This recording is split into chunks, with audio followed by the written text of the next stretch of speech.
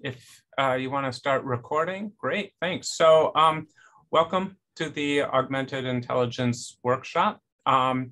Today we have two talks that are united by the common goal of employing algorithms to help people make better decisions, thus fitting in with one of the workshop's central themes of figuring out better schemes for creating effective human-machine cyborgs or centaurs, if you will.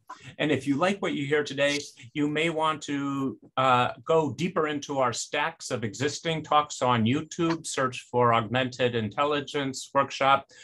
In particular, some talks that come to mind are Mark Stivers, Michael Richardson, Natalie Sabans, Jerry Zhu, Sudeep Bhatia, Nikki Couture. And so without further ado, we'll now hear from Maria De-Arteaga, who will be talking for about 25 minutes. Hi, everyone. Thank you very much for having me. I will be talking on a low voice today, which is not my usual because I have very sore throat, but hopefully this will get us through the 25 minutes. And I'm very happy to be here today. I'll be telling you about our work joined with Ricardo Fogliato and Alexandra Shodashova on a case for humans in the loop, decisions in the presence of misestimated algorithmic scores. And yeah, in many domains when we're using algorithms to assist decisions, this takes the form of a risk assessment instrument where we're estimating the likelihood of an outcome of interest. So that may be whether someone will default on a loan, whether someone will have a certain healthcare condition arise, the likelihood of recidivism, or in the child welfare context that we will be focusing on today, the likelihood of an adverse outcome affecting a child. And in all of these settings, algorithms are being used as a form of decision support.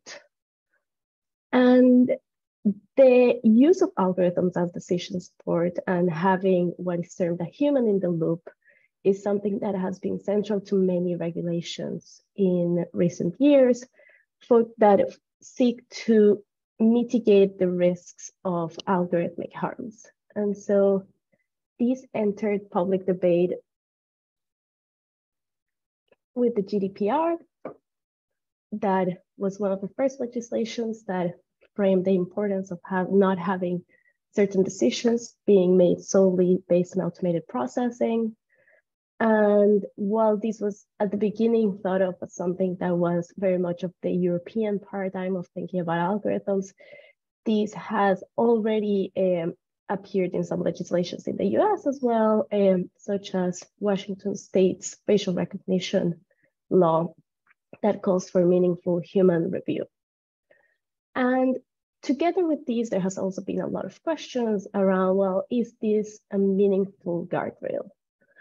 And two particular concerns that have motivated this questioning can be thought of as two ends of a spectrum: algorithm aversion and automation bias. And so algorithm aversion is the case in which the human decision maker just dismisses the algorithm. It was initially particularly thought of as dismissing the algorithm in favor of other humans, regardless of whether the humans were better decision makers. But I think it can be extended to thinking about dismissing the algorithm in favor of a person's own assessment and not considering the algorithmic recommendation. So that can be thought of as under-compliance. In the other end of the spectrum, we have automation bias. And so this is the case in which we think, wow, this machine is so smart. It must know things that I don't know, so I'll just defer to the algorithm. And this is a case of over-compliance. And one of the first settings where this was studied was in high-tech cockpits, where when these new technologies were deployed, researchers found that pilots were less vigilant of identifying certain cues that they previously were able to because they had become over-reliant on the technology. And so with this framing of the risk of algorithm aversion and automation bias, in which in one case, well, the human as a guardrail just means the algorithm is not really doing anything. In the other case, the human as a guardrail doesn't provide any meaningful guarantees because they're just adhering to the algorithm indiscriminately. And so what we study here are corrective overrides. We term corrective overrides when a decision maker is more likely to dismiss an erroneous recommendation. And so this is a central thing that if we believe humans in the loop to be important to mitigating the risks of algorithmic harms, then we should have some evidence that they're able to dismiss recommendations that they shouldn't follow.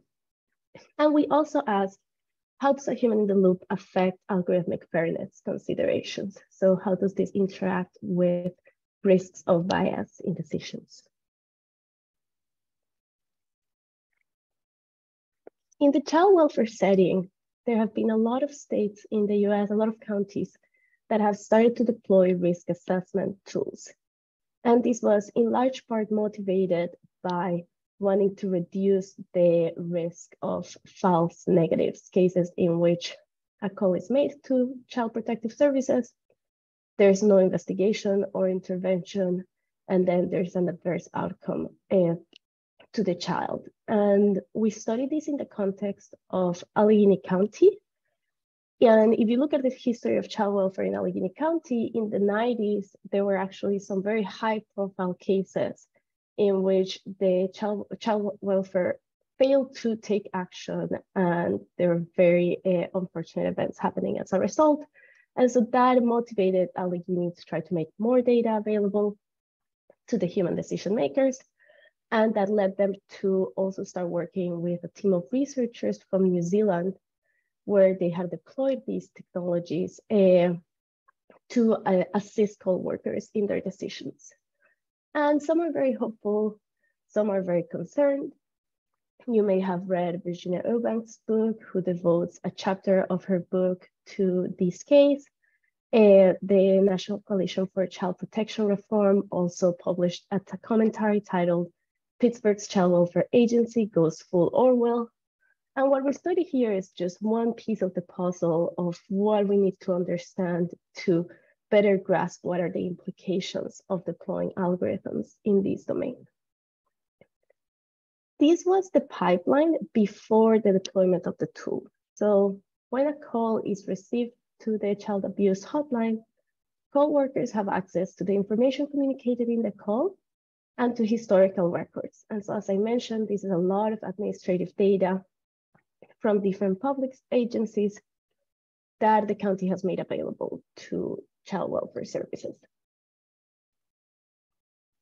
And from these, they are tasked with deciding whether to screen in the case for investigation, in which case a social worker visits the home, or whether to screen out the case, in which case, unless there's a future call that is made and an investigation started as a result of that one, there's no outcome that is observed. When the system was deployed, a predictive model would use the historical records to predict a few outcomes. I'll tell you the details in a moment.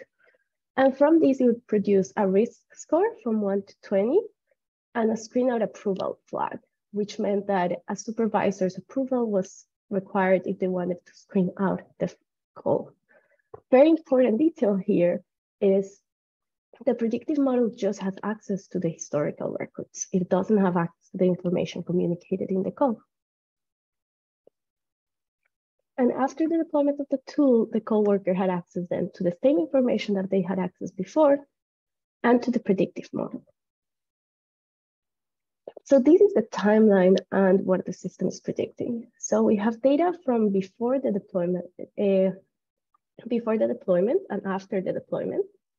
And the data from before the deployment doesn't overlap with the data that was used to train the algorithm. That is data even prior to that. And the predictive model is predicting two things. So there's actually two predictive models. One predicts the probability of out-of-home placement. This is what we would typically refer to as foster care. and the probability of a future referral, meaning a future call concerning the same child. And then the maximum of these two scores, so these probabilities are then transformed into ventiles, and the maximum of these two scores is the one shown. And if the probability of out-of-home placement, the score corresponding to it, is 18 or greater, then there's a supervisor's approval requirement. When the tool was deployed, there was a technical glitch. Some features were miscalculated in real time, and this led to some scores being misestimated. So what we're seeing here is in the correct scores. So what we term as correct is the score that would have been calculated had the tool not had a glitch during deployment. So we calculate those retrospectively. And we have the score that was shown to the co-workers. So you see that there's a very strong correlation between the two. In most cases, this score was correct, but 10% of shown scores were miscalculated by 5 or more points, and many cases that should have been flagged as mandatory screening were not. And so this allows us to study how co-workers made use of scores that were simply a result of a technical glitch. So we asked the following questions. We first asked whether the deployment of the tool impacted co-workers' decision. This can first be seen as a question about algorithm aversion. Did the way that co-workers made decisions actually change, or did they continue business as usual? And this is also an important pre-requirement for question 2, where we ask whether co-workers treat misestimated scores differently or whether they indiscriminately adhere to recommendations. And so note that it is important for us to first answer question 1, because if it so happens that co-workers just continue making decisions in the exact same way that they used to, then if we don't find a difference, if we find a difference in how they treat misestimated scores and correctly estimated scores, that is just a result of them just making decisions that are entirely orthogonal to what the algorithm is telling them, right? So, and then finally, we ask how the tool's deployment of co-workers and the co-workers' overrides impact racial and socioeconomic disproportionalities. And I'll talk more about what disproportionalities are when we get there. So to answer these questions, we use a regression analysis. And so here we have the model specification. So we have the co-workers screening decision as a dependent variable, and we have the effect of deployment, so the alignment between the score and the mandatory flag. And we have the alignment pre-deployment and then the effect of the deployment. And we also have indicator variables for whether the score was overestimated. And we also consider whether the mandatory flag was shown when it shouldn't have. Similarly, we have an indicator variable of whether the score was underestimated, and correspondingly whether a mandatory flag was not shown when it should have. And finally, we have fixed effects for month of the year, because different months of the year may result in different calls. So for example, in summer months, there are certain mandatory reporters that are likely to be making a lot less calls because teachers, for example, are mandatory reporters. And so in the summer months, the distribution of calls may change drastically. We also have a fixed effects for the coworker because different coworkers have very different behaviors, and allegation type. So we first dive into the question of whether the deployment of the tool impacts coworkers' decisions. And let me take a look in, I was just taking a peek in the chat to see if there was something that I needed to pay attention to. So first, whether the deployment impacts coworkers' decisions. So what we're seeing here is we're looking at the relationship between the assessed score. So an important detail is that the glitch was not random, but neither us nor the county has been able to reproduce it. And so we cannot tell what the glitch would have shown prior to the deployment because we cannot reproduce it.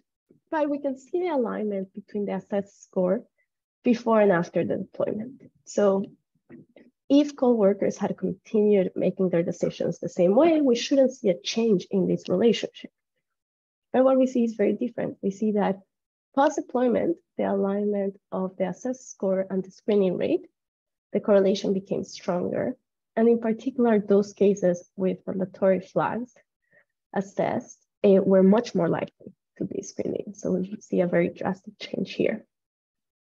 We also look at this through the regression analysis. So the first coefficients are the ones that are relevant to the first question. And what we see here is that post-deployment, the alignment between cases that had an assessed mandatory flag and the likelihood of screen in was much stronger.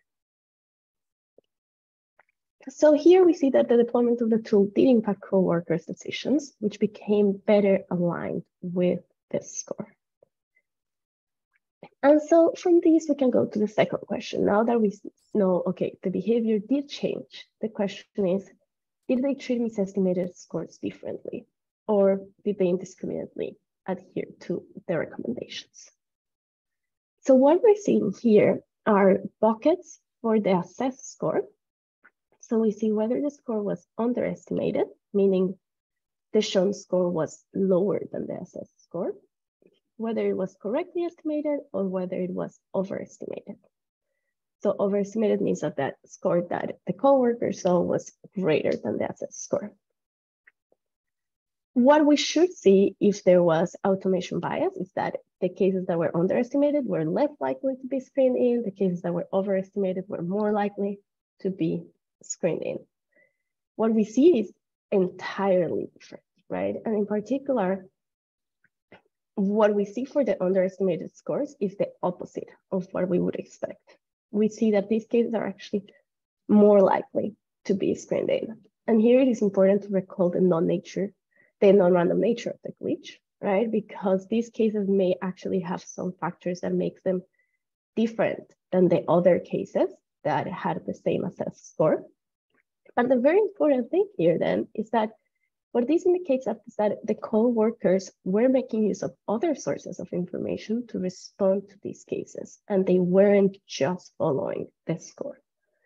And again, we ask the same thing through the regression analysis, where we're controlling for multiple factors, right? And what we see here is, well, multiple things. Here we first have an indication of what it seems like there may be automation bias, meaning cases in which the score shown was greater than the assessed score were more likely to be screened in. And so the question is, well, because the glitch was non-random, is it maybe that these cases were also different? And so we look at the same regression, but varying the dependent variable. And so here the dependent variable is whether the case is accepted for service, which there's no observed label that is a perfect indicator of whether the decision was correct in this context, but this serves as some indication of whether the screening was warranted. And what we see here is that these cases were equally likely to be accepted for service. And so this indicates that the screening was warranted. So while there's some questions of whether there's automation bias, we cannot claim that because they were also more equally likely to be accepted for service. If there were more cases that were screening as a result of just adhering to the score, we should see that then these cases were dismissed at the accept for service stage. Where we find a very strong effect is in the cases where the score was underestimated, the score showed. And this is what I showed you in the previous plot. And so what this means is that co-workers avoided errors of omission. So these are cases in which the score shown was lower than the assessed score. And somehow the co-workers were still more likely to screen in these cases. Again, this is what we just saw on the plot. And then when we look at the likelihood of being accepted for service, these are even more likely to be accepted for service. So this is a strong indication that these were warranted screenings. And finally, so together, when we look at these, what this shows is that coworkers avoid automation bias in the form of errors of omission, meaning failing to screen in cases because the score shown was very low. But the presence of a mandatory flag may have induced errors of commission. We cannot make decisive claims here. And one point that I'll touch on is that here the disproportionality of the potential cost of different errors may have played a role. And so that is something that is important for future work to study. And so finally, how did the tool's deployment and the coworkers' overrides impact racial and socioeconomic disproportionalities?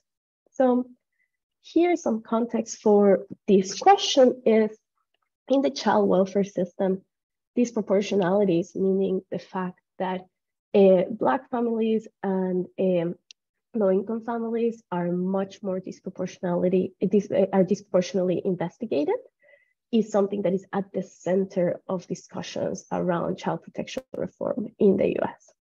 And so understanding how the deployment of the tool affected these disproportionalities is very important. This is also important from the perspective of human in the loop studies, because as we saw in the regulations, a lot of the spirit of these regulations are motivated by mitigating the risks of bias. But there's work, for example, by Alex Albright in the criminal justice system, where they have found that a human in the loop can actually exacerbate biases if the likelihood to adhere to recommendations is dependent on their prior beliefs. And so if I'm much more likely to adhere to recommendations that align with my biases versus others, then these disparate adherence may actually exacerbate biases. So this is the context in which we studied this question. And so we look at the same regression, the same model specification, but now we also include interactions with a protected attribute. I will show you the results for race, but we also have them for socioeconomic status. And so what we find first is that Black children were more likely to be screened in prior to deployment. Oh, let me see, this slide. Okay, let's first talk about this a second. So prior to deployment, cases where at least one children in the call was Black were more likely to be screened in.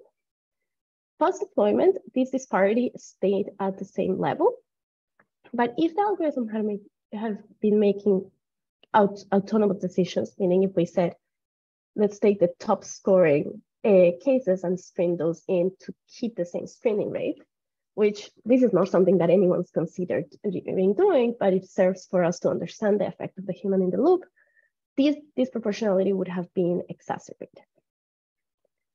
So when we look at the regression analysis, we see that indeed Black children were more likely to be screened in prior to deployment.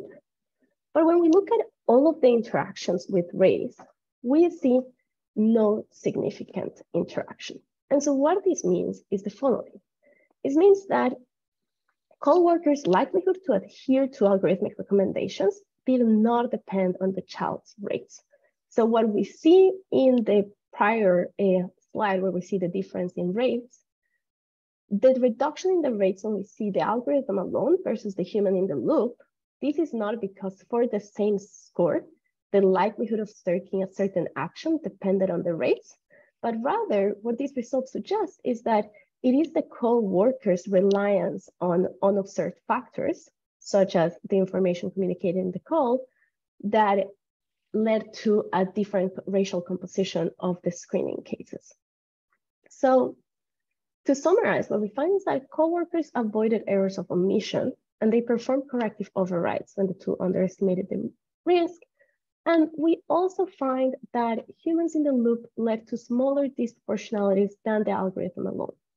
And in both these cases, we see that the mechanism through which both the corrective overrides and the reduction in disproportionalities happened was because humans were integrating unobserved factors into their decisions. And in this context, the unobserved information is very important because remember that the call itself was unobserved by the algorithm. And so with this, I'll pause here, and I don't remember if we have questions right away or if we'll listen to the next talk and then have a discussion. Thank you so much, everyone. Thanks, Maria. And actually the answer to your question is both.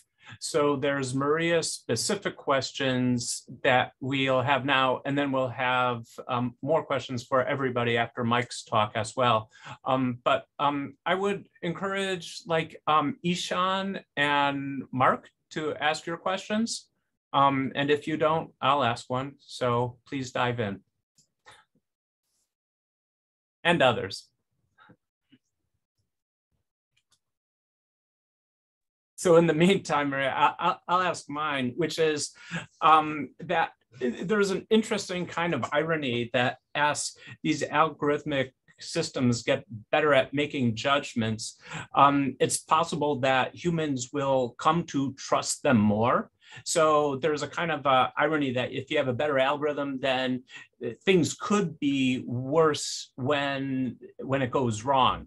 So in terms of like relying too much on the algorithm and not enough on the algorithm, I'm wondering whether you see that in the data, not only looking at the glitch for whether people adhere to it despite its glitchy nature, but what were the downstream effects of the glitch? Did it make people trust the algorithm less, which in some ways could be a good outcome?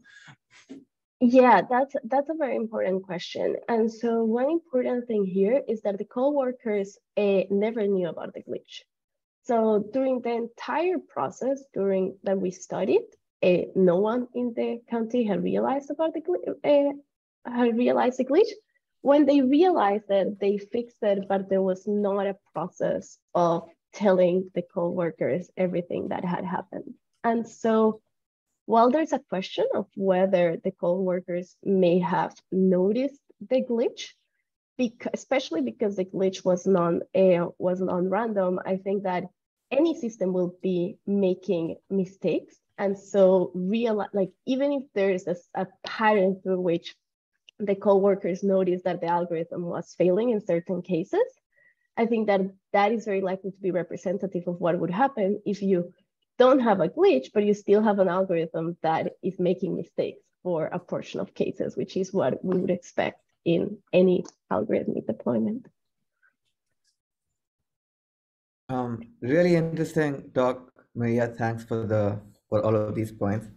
One question that I have is whether humans can sort of, in this human-machine interaction, what can you tell humans about how the model works? Can you tell it what the training data is? What are the kind of errors that it might have? And can humans effectively use that information, not just in this, but even in more general settings? That is a very important question. And so here's where I plug the research of a collaborator. So Ken Holstein from CMU and his team, they have done a study of this same algorithmic deployment, but from a qualitative perspective. And so it is really, really interesting what they find in terms of the co-workers' beliefs around what the system was doing. And in particular, whether they thought that the system knew, like kind of this mythology of AI of it knew everything, and some co-workers that had a very clear understanding of what the system was not knowing. So there's actually in the Virginia Eubanks book, there's this fascinating conversation that where she's discussing with a co-worker. And so the co-worker, there's two calls that come in, and the co-worker asks her, what do you think is going to be the score for this call? And what do you think is going to be the score for this call? And so Virginia Eubanks is coming from the perspective of kind of seeing the entire case. And she says, oh, I think this one's going to be very high risk and this one's going to be very low risk. And the coworker says, no, it's going to be the opposite. I'll show you. And the scores are very much aligned with what the coworker expected.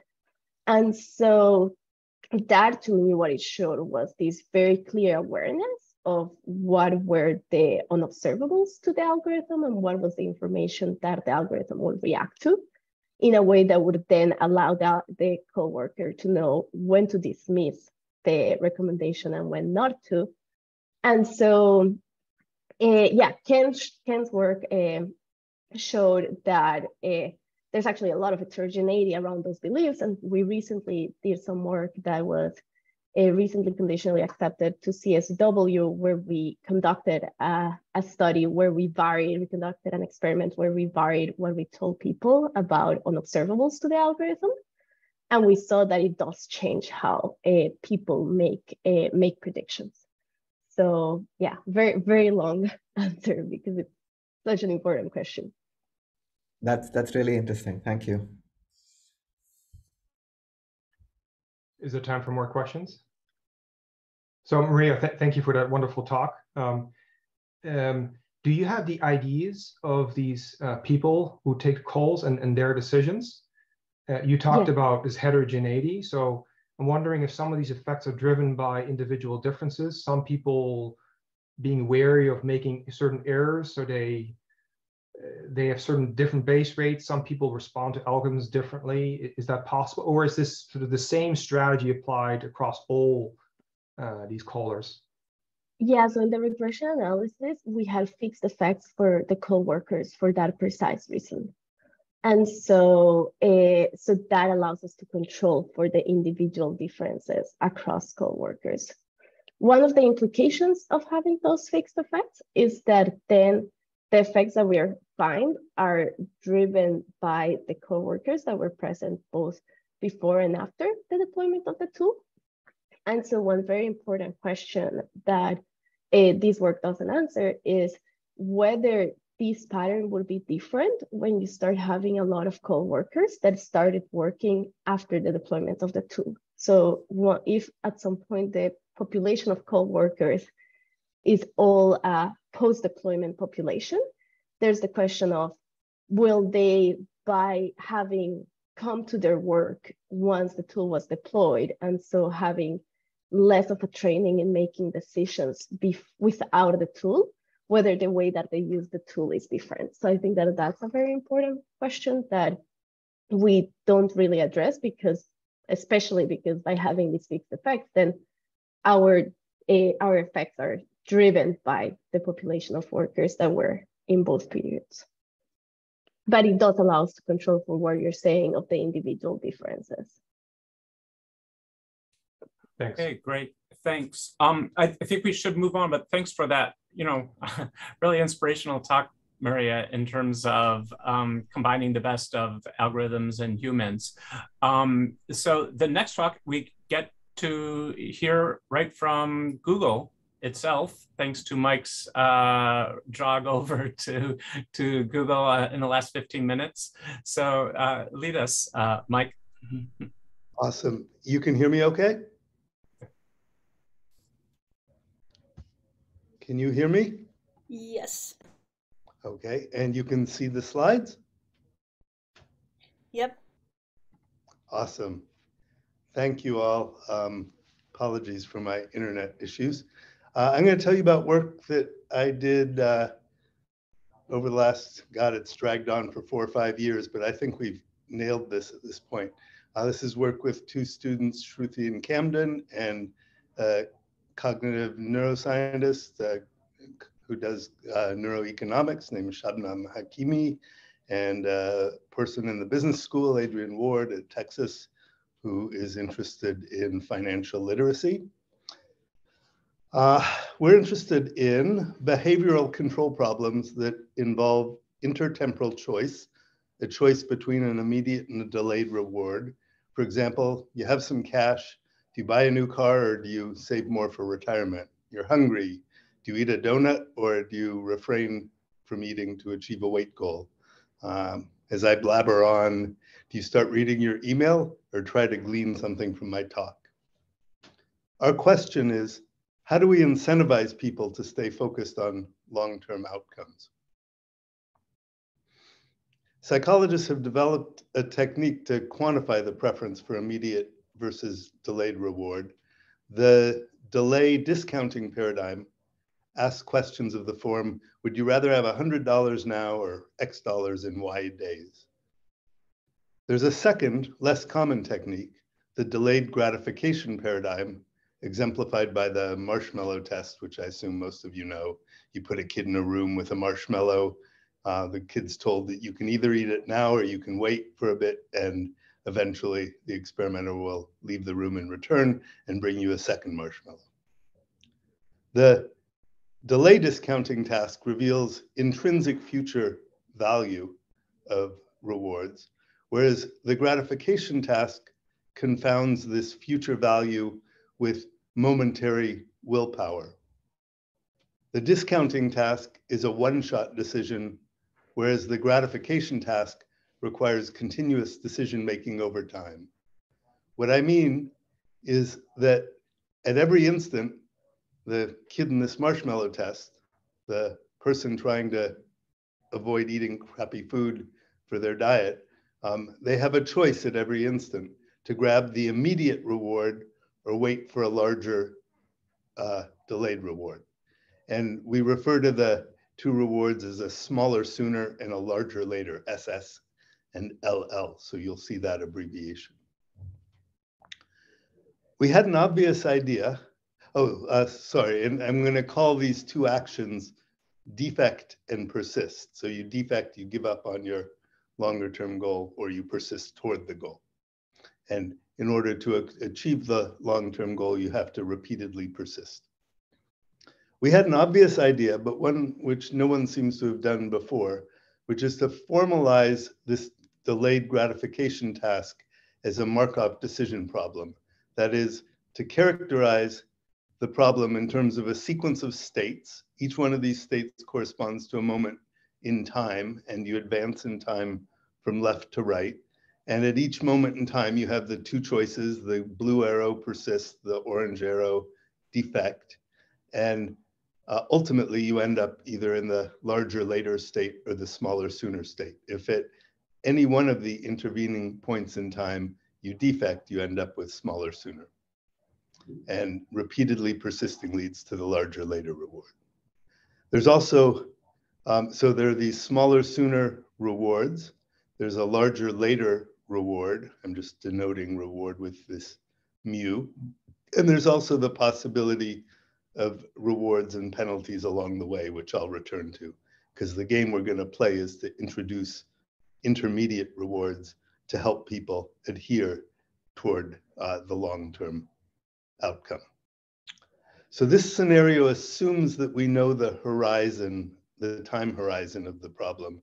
So it's unlike the typical marshmallow test where the kid is sitting in the room trying to decide whether it's worth waiting any longer, not knowing exactly how long they have to wait. It's more like a retirement savings situation where you know there's some point in the future and you know how far in the future you're gonna need the money, and you have to decide whether to save for retirement or spend.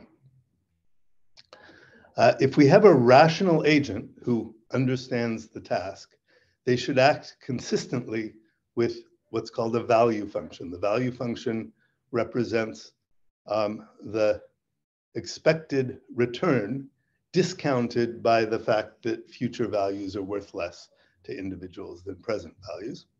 And gamma here is the discount rate. So the value here is if you reach time tau, let me see if I can turn on my little laser. No. Laser. There's a laser.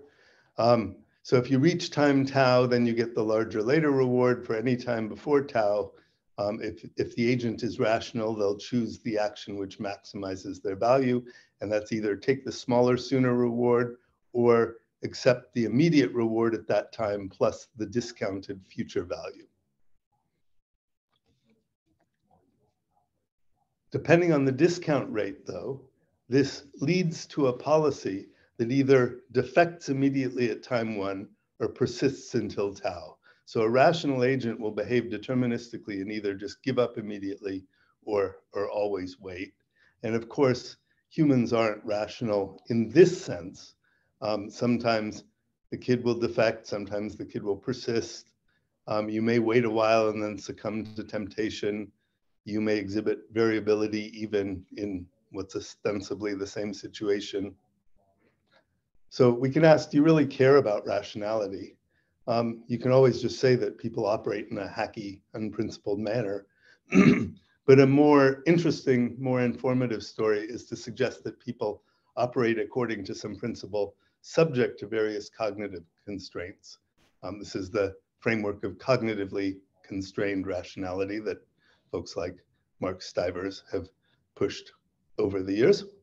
And this framework assumes that people are rational subject to the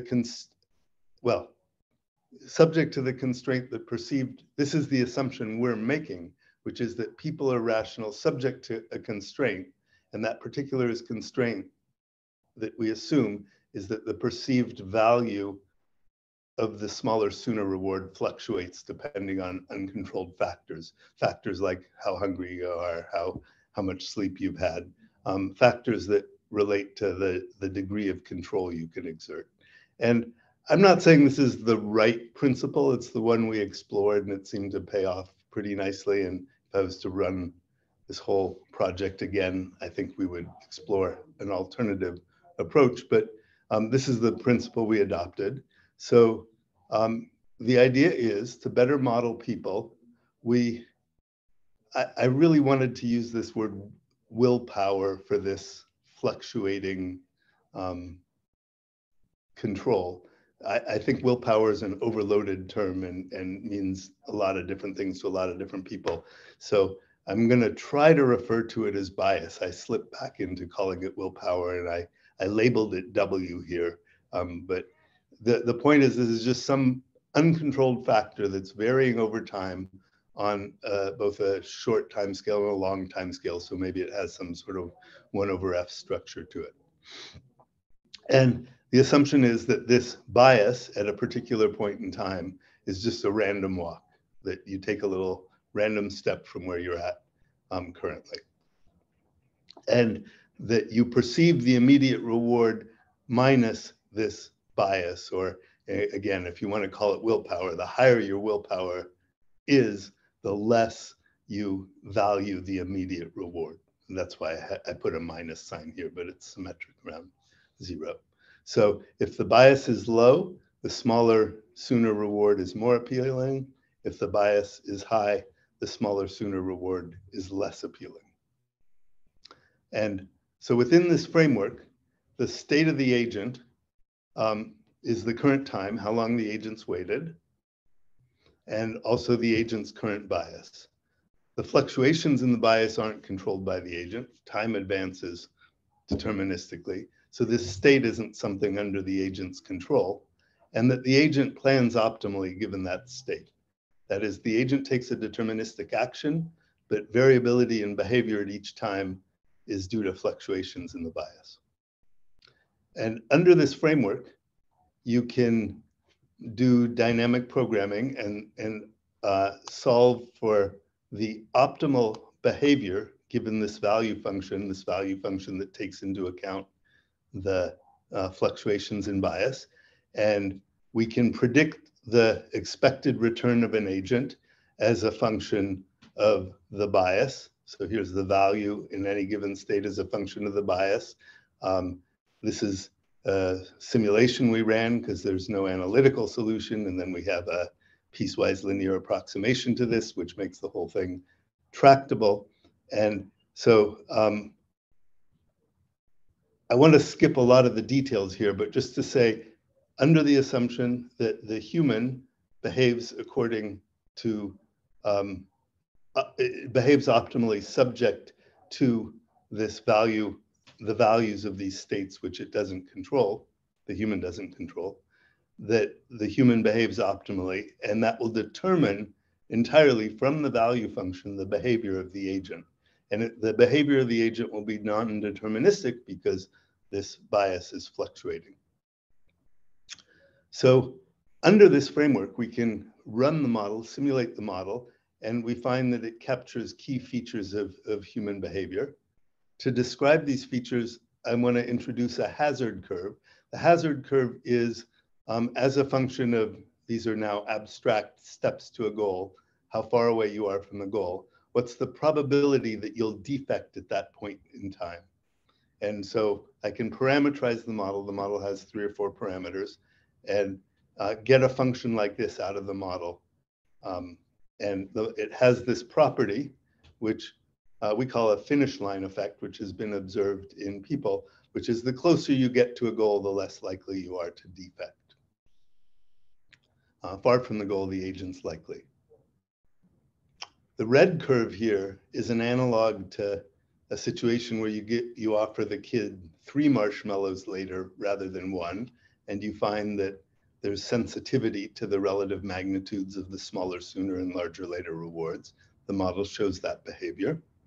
The magenta curve is for a shorter 6-step problem, and you can see that the defection rate depends both on the absolute and relative number of steps consistent with human behavior. So these are 3 key properties that just sort of fall out of the model that made us feel like this model was worth investigating. Now, the game we want to play is to see if we can introduce incentives and use the model to predict the outcomes under those incentives, and then optimize the incentives under the model for an individual. And I'm running out of time, so I'm going to skip this. But the motivation for us was an idea that's being tried in a lot of developing countries about prize-linked savings accounts, where you offer individuals lottery tickets when you save money for when you put money into an investment account. And so you're using this potential of offering people immediate rewards to encourage their adherence to a long-term plan. And it's kind of a one-size-fits-all solution. And the sort of thrust of our work is maybe different individuals would benefit from different reward structures. Can we individualize the rewards for a person? So there's some people like me who are going to go to their grave with money in their bank account because they're frugal, and there's other people who spend every dollar they get, and we need different kinds of incentives over time. And so we've done simulations of this kind of retirement savings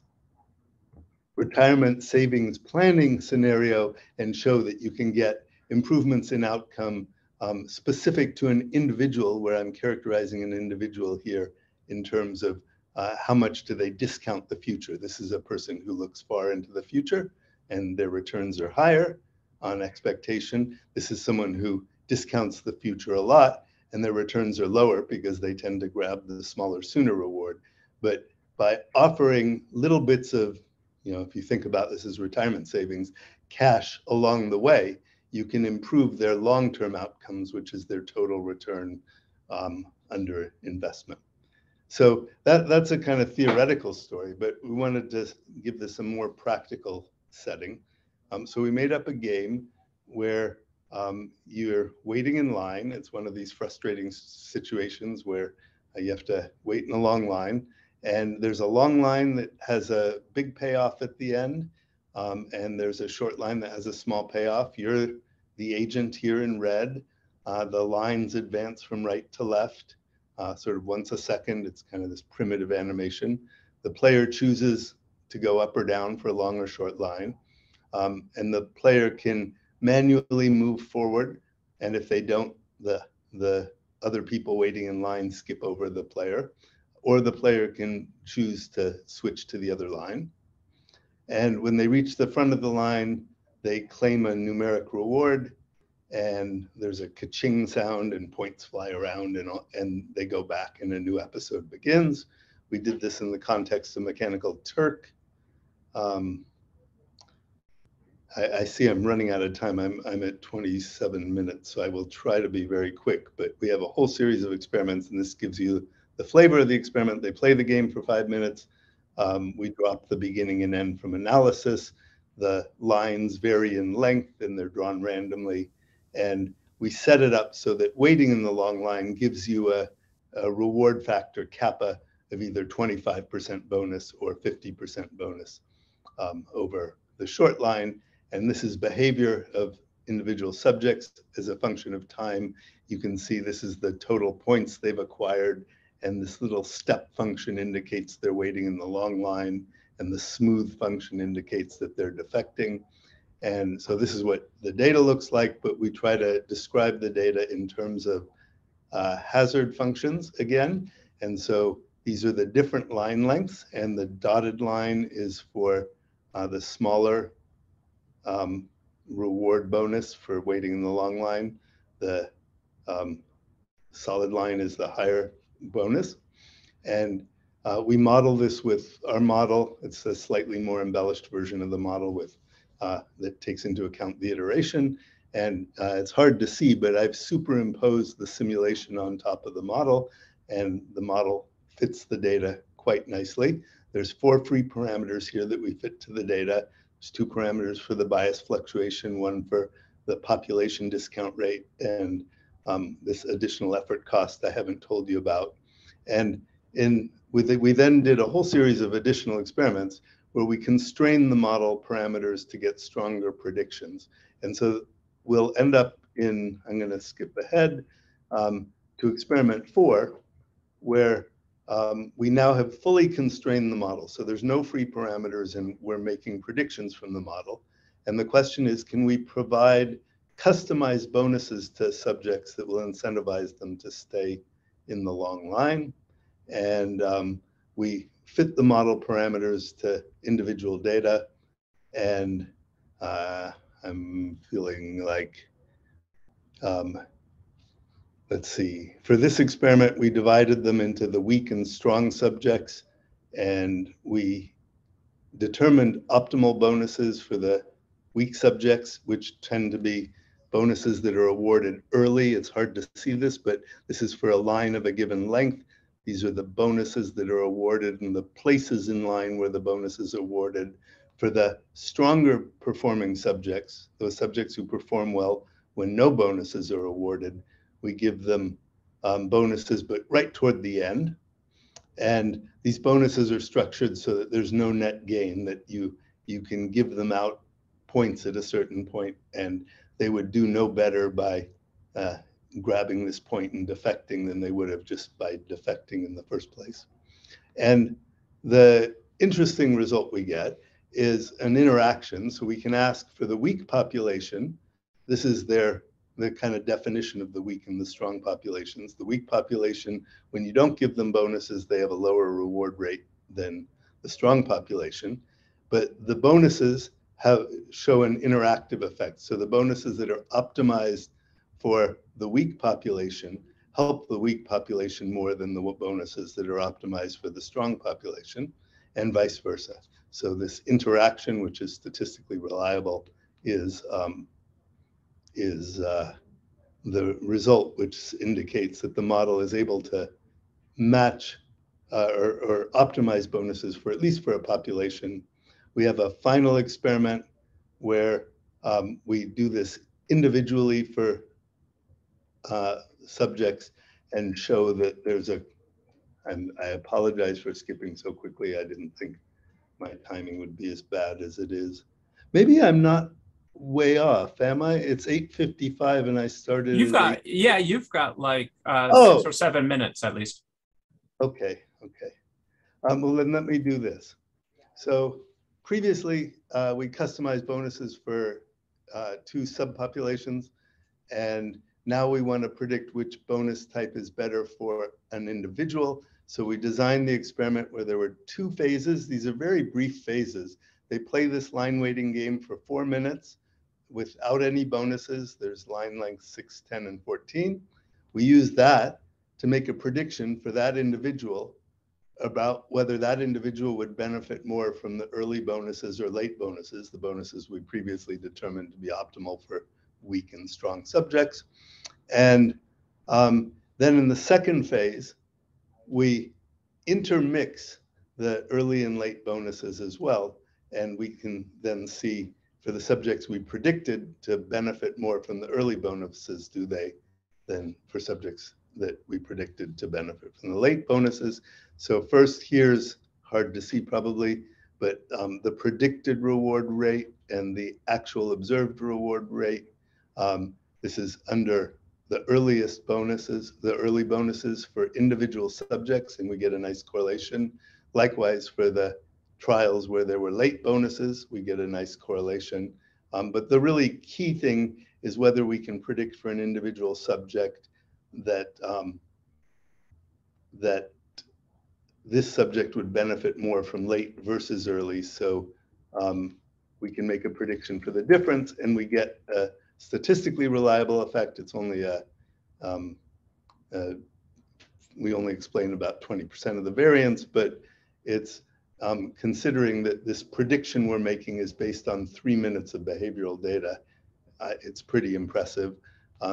These are what we would expect to see. This is the correlation we observe on the solid line up here, and these are the correlations we observe under random matching. If I switch one subject's model parameters with another subject's, and we compute the correlation or the variance explained, you can see that it's much less than for the particular predictions we make, which are based on the actual subject's data. So this is showing that we're really getting information out of an individual's data that's allowing us to make predictions about their future behavior.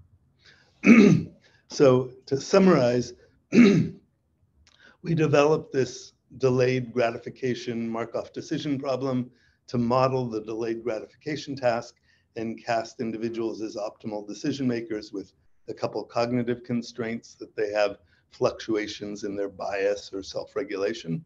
And that, again, I didn't talk a lot about this, but there's an effort cost in weighting. One of the experiments we did was we made it the long line harder to weight in, that you had to push advance a few times to move forward.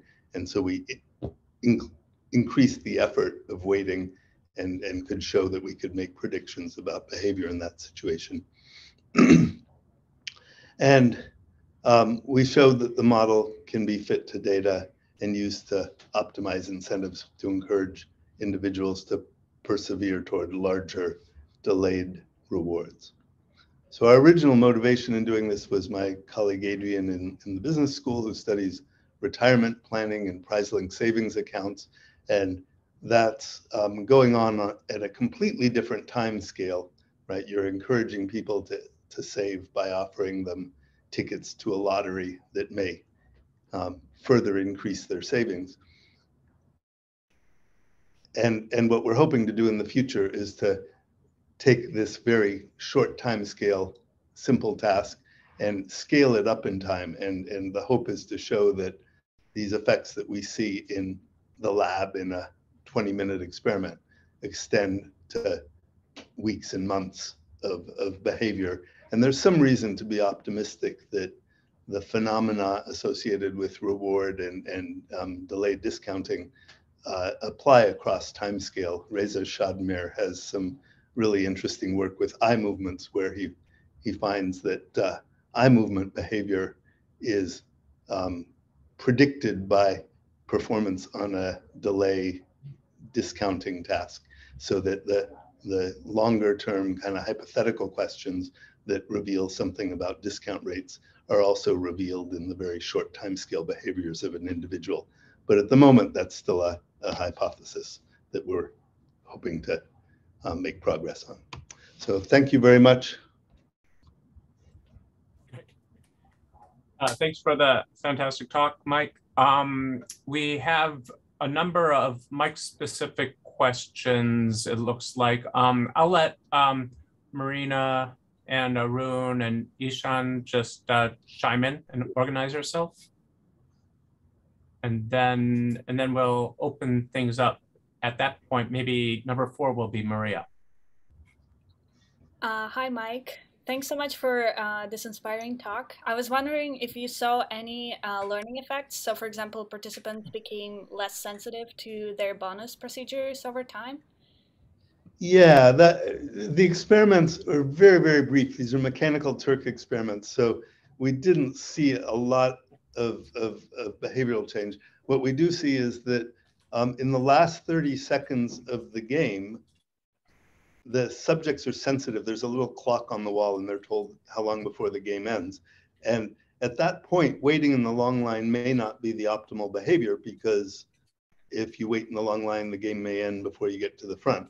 And so at that point, they switch to defecting. So they're definitely sensitive to the task, and they definitely learn the task. At least we throw away the first 30 seconds or a minute of data because they're trying to orient themselves with the gameplay. But it looks like their behavior is stationary in a sense after that initial phase, subject to that optimal change in behavior at the end. But still, people mess around more. Like, you'd think they're going to just deterministically, if they decide to defect, they're going to defect. But they do screw around a little bit, and it's probably because people are getting bored and like, oh, let me just try this. And but I was surprised at how effective we were in getting people to defect. I thought, oh, they'll figure out that you're going to benefit from waiting in the long line, and since they're just playing this 5-minute game, they'll play the game. But so thank you.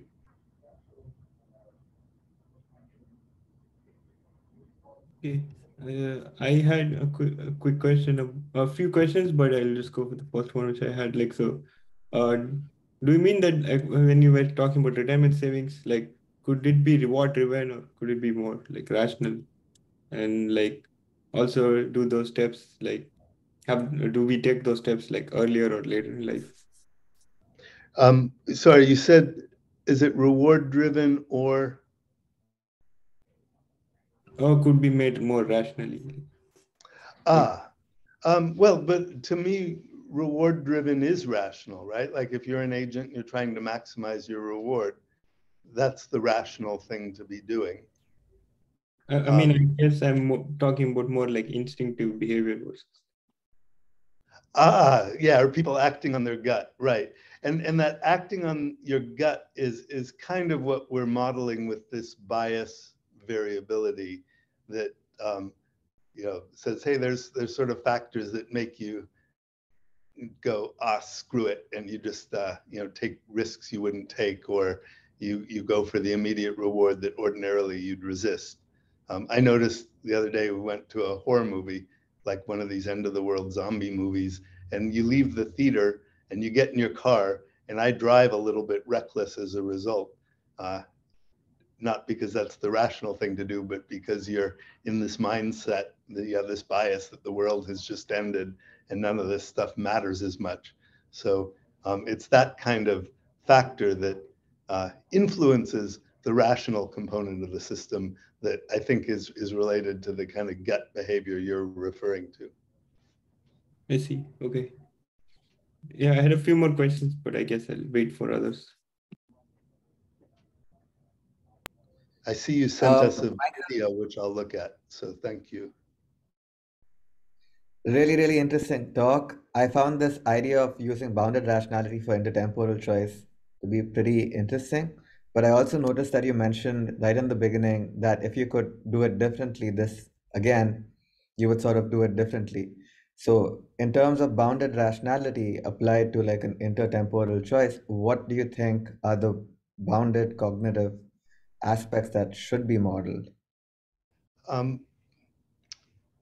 Let's see, I haven't given this some thought for a while.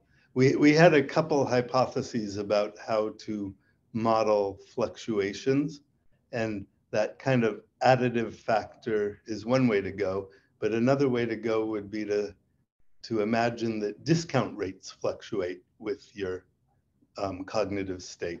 Again, you walk out of the zombie movie and you think the world's ended, so you're going to grab whatever immediate reward you can get because you don't know if you're going to be around next week, and that's actually a rational thing if you have a high discount rate, and having a high discount rate is rational if you're at the end of the game in our experiment, or the zombies have just taken over. So I like that framework better. Mathematically, it's not as tractable as that additive factor that we introduced, which was the main reason why we did what we did. But fluctuation in discount rate, or treating discount rate as a random variable, is probably a more sensible thing to do.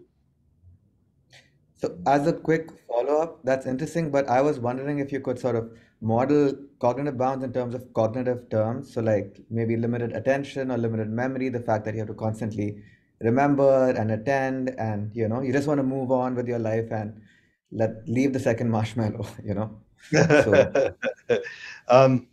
Yeah, maybe you could frame it also in terms of a reward rate that there's many rewards to be claimed in the world. Marshmallows are just one of them, and the sooner you get out of that room and move on with your life, the more opportunities there are for other rewards. So I can imagine that sort of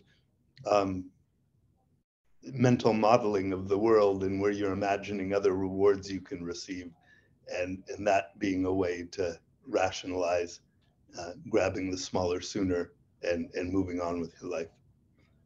So yeah, certainly there are cognitive effects that we're not modeling. thank you. Yeah.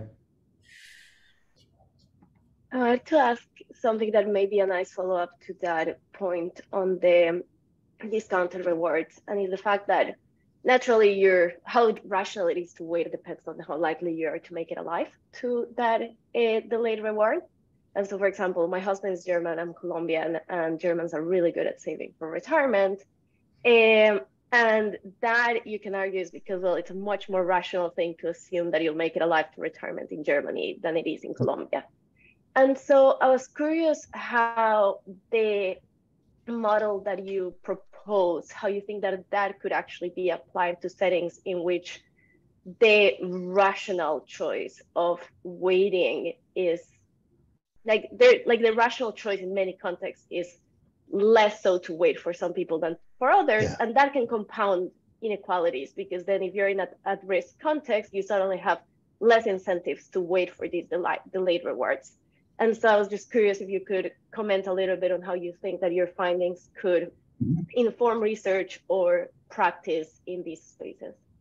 Yeah, that's a great question. And I wouldn't say I'm an expert at all in this area. I've read the literature a bit. Like there's this controversy within the marshmallow test literature about, okay, there's some kids that have a higher discount rate and grab the single marshmallow, and the initial interpretation might have been that this is a genetic predisposition of that individual, but then there's this nice literature that shows exactly what you're pointing to, which is that cultural context, if you live in a world where you don't necessarily trust the adults in your world and they tell you they're coming back with 2 marshmallows, it may be foolish. It may be that you're waiting for nothing. So there is this whole learn component. And our theory is really orthogonal to where the discount rate comes from. We're just assuming a discount rate, and the theory is probably wrong in that we're assuming it's this sort of fixed thing that isn't changing. And I think it would be really interesting to have like a meta level theory about where these discount rates come from. And I would love to know more about any research in this area, but I don't really know that. And that's definitely the direction one would like to go, because you don't want to assume, this person has a high discount rate, they're screwed for life, and there's nothing we can do to help them. What we can do with our framework is, given their discount rate, if we're not able to modulate it, we can help them produce better outcomes, where better outcomes are sort of cumulative long-term rewards. Yeah, I also had a quick question about the time frame that you look at. So you also seem to assume that the number of steps that are going to happen. So even with the line that you have, you can see how many steps before you reach the goal. But even with the marshmallow experiment and in the real world, you don't really know how many time steps you're going to have before it ends. So I was wondering if you did some experiments with uncertain end times and whether your model is able to account for that. Yeah, that's a great question. And no, we don't have any data on that. And I would like to do it, do experiments in that regard. As I mentioned earlier, there are certainly situations where the horizon. One of the neat theoretical papers in the literature, I think it's McGuire and Cable, I mentioned it in the context of the human literature. Their theoretical framework is founded on the notion that there's uncertainty in the outcome time. And What we've showed, certainly both in behavior, when you know the end time, and in our theory, that even in the situation where the horizon is known, that you can still see this resistance to waiting for the delayed gratification. Could I just pick up on the exchange that you had with Maria? If there are these learned effects for something like, I may not be around when my pension is due to pay out or whatever, or the world may have changed such that it wouldn't pay out, that raises the possibility of quite marked task variation in whether somebody turns out to be a high or a low temporal discounter, depending on the content of the task that you give them. So I wonder, are there strong effects? Do you get your successful predictions, as it were, across tasks? So testing people's discounting rate in the line task, and then seeing whether your customized incentives will work in a different task with a different content. Yeah, that's a great question, and it's on Shabnam's agenda to correlate the line weighting performance as a task with the delay discounting task. That would you rather have $100 now or $100, $105 in a week? And so we'd love to know the answer to that, and we are going to get there eventually.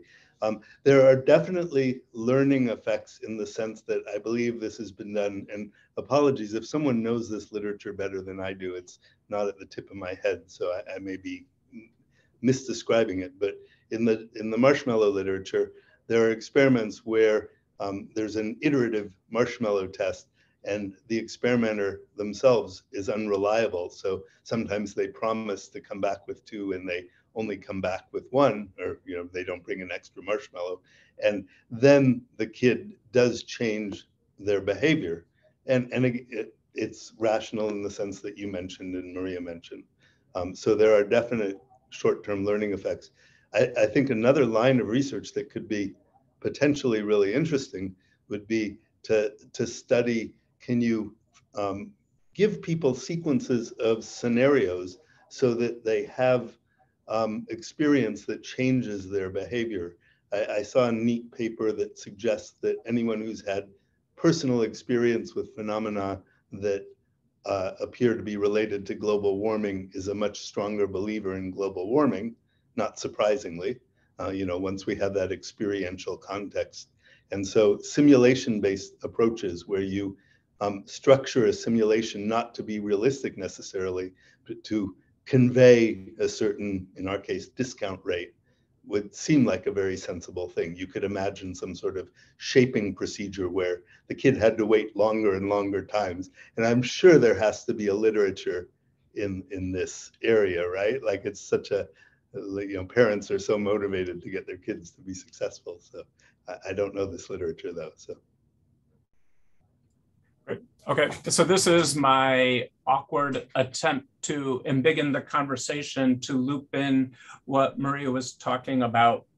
So in general, when you're going to be creating these teams, it's important for both or all of the individuals to have some sort of model of what the other component is doing. And in the kind of asymmetric case of algorithm human teams, it seems like you can go either way. And I feel like the 2 talks we heard today are going in kind of inverse directions, where I'll class what Maria was talking about as maybe people having to develop models of what the algorithm is doing, and maybe some weaknesses in the algorithm, cases where it's too liberal or too conservative in its decision or not paying attention to the right factors.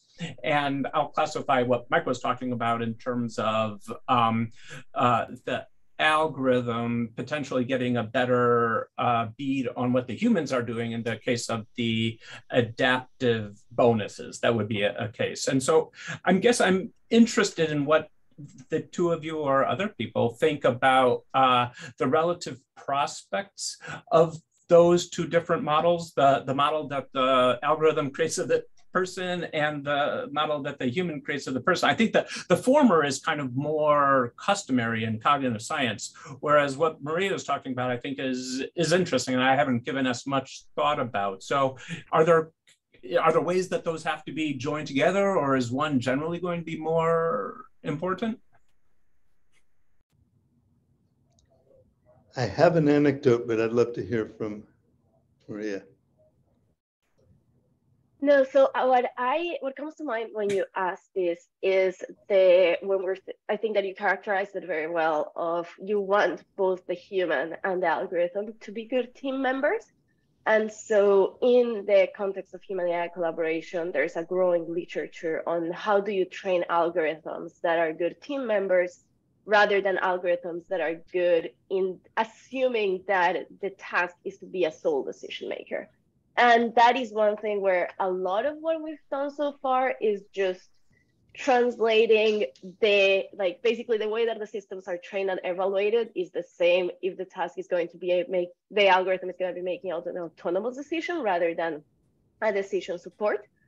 And so there's some work. For instance, there's this paper that we published last year at ICHCAI where we look at how do you train the algorithm to take into account how to complement the human, right? And this is in a broader literature that is sometimes termed learning to defer.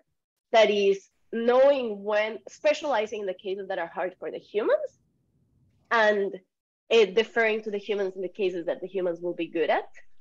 There are, I think, very interesting challenges in this space that are what you pointed of the asymmetry in, you cannot assume that the algorithm will be able to correctly estimate always when the human will be good at things, because things like unobservables to the algorithm will not be, the algorithm won't be able to properly calibrate, and vice versa. And so, yeah, I think this is the first thing that comes to mind when you say these. And I think that there's a lot of work to be done in that space, but I'll pass it back to Michael. Very curious to hear your thoughts. Yeah. First, Rob, amazing job integrating the two talks, which I hadn't appreciated the symmetry of them before. And it also highlights the fact that we're assuming in our talk, that in our work, that we're just reading out what's inside someone's head, and we can't change what a person is doing. We can only model them. But there is obviously this sort of interaction, and it immediately brought to mind a past life of mine. So in the early 90s, my 15 minutes of fame in life was I had the world's first adaptive house, sort of 15 years before Nest came along. And the house predicted my habits and learned to control the heating system to optimize energy efficiency and make me comfortable when I was home. And with the house, there was this sort of co-adaptation. So the house predicted my behavior, but at the same time, if I was at school and it was 8 o'clock at night, and usually I would come home by 8 o'clock, I know the house had heated the rooms up for me. And so I would be inclined to regularize my behavior to match the predictions of the house. So there was this nice sort of coming together of the AI's model of my behavior and my model of its model of my behavior. That was really interesting to see. And of course, there was a conflict of interest here because I was reporting the system's performance and I wanted the system to perform well. So I don't know ordinary individuals, but if you think about it, if you know your house is warmed up for you and it's expecting you to be home, you want to go home. So yeah, that's right, Rob. It was a little prairie schoolhouse. Yeah, I think Moritz Hart's also doing some pretty interesting work here, where they come and try and look at algorithms, which they basically try to adapt the algorithm to the person's behavior and see over a long time whether they can actually reach a stable algorithm. I'll see if I can find the paper and maybe put it up here. Can I ask a question from Michael? So I wonder if your intervention can qualify as behavioral nudges in Taylor's terms. Specifically, I wonder if it's freedom preserving, considering that you're altering the reward structure. So would the participants feel pressured or manipulated? Yeah, we worked hard to ensure that the incentives that we offered were consistent with the reward structure in the task without incentives. And by that, I mean that you could offer them a big gift if they take one step in the long line, but that would be more, they could then defect and they could game the system by waiting one step in the long line and defecting. And so we prevented ourselves from awarding bonuses that were more than they would receive if they just repeatedly defected and took the short line. So at least in a rational sense, it shouldn't manipulate people to do what we want. There's another line of work that's been done by Falk Leader and Tom Griffiths that I really, really like. But they had this notion of pseudo rewards where they could introduce new rewards into the environment that didn't cost anything, but people still found incentivizing. And that feels a little bit more like the nudging kind of thing, where they offer breadcrumbs, telling people, follow these breadcrumbs and good things will happen to you. And so I see our work a little bit less as in the nudging framework, and it's more sort of a kind of greedy framework, where if you want to be greedy and grab the things you think are best for you at any moment, it will push you in the right direction. And I'm not sure if nudges necessarily have that flavor to them. Thank you. I'm interested in another aspect of what you were talking about, making the human and the machine into a good team. And, you know, there's work by Bahadur Barami and others showing that when you're looking at a pair of humans making simple perceptual discriminations, them communicating their confidence in their decisions to one another is crucial in making two heads better than one. And a twist that it's not enough to just have a kind of a printout of my confidence. The two members of the party need to learn what the confidence signals mean. So it seems like in that case, there's a role. I mean, no, let's make this a general question. Do you know of anybody looking at that kind of expressions of confidence and learning their meaning as a means of making better human-machine teams? So we've done a little bit of work that I think is along this line. So this is with the student Ron Neusel, and it was in a perceptual decision-making task. So your job is to scan satellite imagery to look for a certain target. In this case, it was a McDonald's restaurant. And the AI was, we could sort of control how good the AI was for assisting you. And it would highlight with sort of confidence, continuous confidence, the different regions of the image where it thought a McDonald's restaurant might be. And we could control the AI sort of manually, like so that it would either be highly reliable or highly unreliable, or it could increase or decrease in reliability over time, so that we could determine whether people picked up on the reliability. Not only people were very sensitive to the confidence signal. The sort of 0th order result was that the traditional thing with computer-aided diagnosis is to put a box around objects of interest, either in a medical context or a satellite imagery context. And what we did was we used the shading as a more continuous representation of confidence. But then we also, and sure enough, people could leverage that confidence signal implicitly, but they also picked up on, over the course of the experiment, the reliability of the AI. If the confidence was completely random, it's in the individual's interest to ignore the AI. And the traditional literature in CAD is that these computer assistants, because the computers weren't terribly reliable, I guess, early on, that the medical doctors who we spoke to just hated CAD. They would turn on the CAD because they got a $5 bonus from Medicare or whoever every time they used it, but they didn't find it helpful at all because they would notice that it would miss obvious things and it would highlight things that weren't relevant. And that issue was much less of an issue when confidence was conveyed, where it wasn't this binary, either there's a box or there's no box. Very interesting. And I I'll think, no, go ahead. sorry.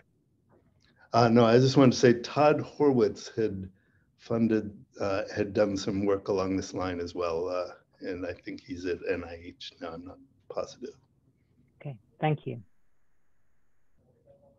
No, I was just gonna say that I think 3 key elements come to mind when you mentioned this, Celia. The first one is the link that I sent, and there's more work in this space on sharing algorithmic uncertainty as a means of giving more decision support. And one thing that I think will be very interesting that I don't think there's, and I think, Michael, what you were mentioning touched a little bit on this, is the limits of algorithms' ability to gauge their own certainty and their own confidence, and the ways in which these may be misestimated by things like presence of unobservables. Again, like there's all of these assumptions that you make when you estimate uncertainty of an algorithm. And so I think that how do we design human AI teams in a case, like acknowledging that not only the prediction itself may be uncertain, but the uncertainty estimation may also be flawed.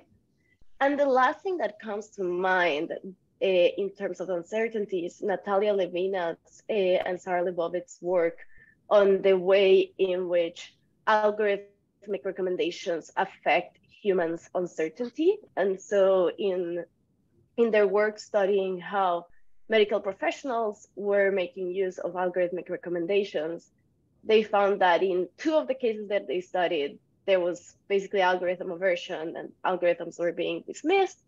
And in the other one, they found that humans were using them, and the reason why they were using them is because they had means to examine the prediction and resolve their uncertainty. And so one thing that I have found very insightful from their work is the fact that they say that when algorithms may be useful, they're going to inherently exacerbate humans' uncertainty because they're going to be giving information that counters what the human thought. And so you need to provide a means to resolve that new uncertainty. And so that I thought is a point that, and that has all sorts of implications that they discuss, such as the fact that it takes more time actually to make decisions with the algorithm because it may improve decisions, but you need time to resolve this conflict. So that those are kind of like the different things that come to mind a little bit loose, but when we think about the role of uncertainty in human AI collaboration, which I think is really, really important. Great, thank you. Thanks for that paper. That looks really interesting. I look forward to following all these links. And we have time for one last question by Jim. Well, thank you. Sorry, my camera's not working, but I'll stick the question in anyway. So Maria, your last comments I think are very interesting.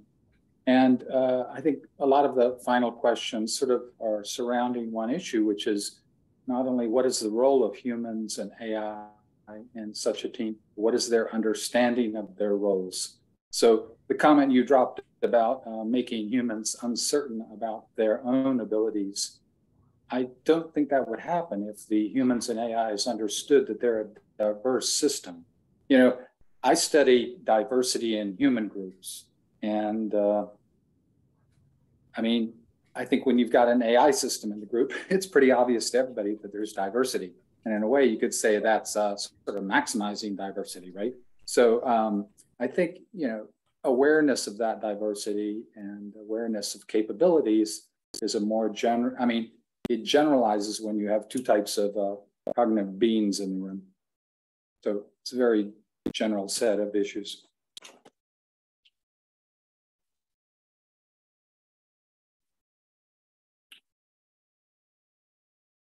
So one thing I'll say to that regard is that I think it's actually how I saw the 2 talks connecting the most was when you said how people understand their role in the system is what the incentives are I think are really important to how humans make use of algorithmic tools. So depending on things like who's accountable for the decisions, what are the implications of overriding a system, I think that is something that will have a huge effect on how humans integrate algorithms into their decisions, that it is not just the case of whether they can properly assess what the right prediction is, but other incentives that shape how they choose to adhere or override, I think is really important, which speaks just to the portion that you mentioned of how humans integrate, how humans understand their role in the system. And I'll also link this paper. I was interested that you mentioned your work on diversity in teams.